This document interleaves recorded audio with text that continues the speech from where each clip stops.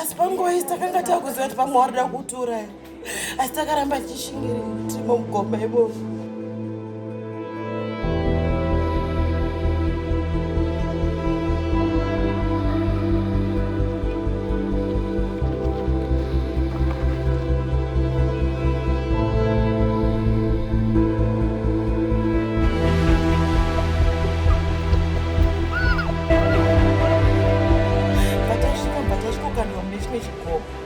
Takataka kudirwa mvura, ndakataka kupinda mimi vachitirova, mumwe wacho irova nemvura.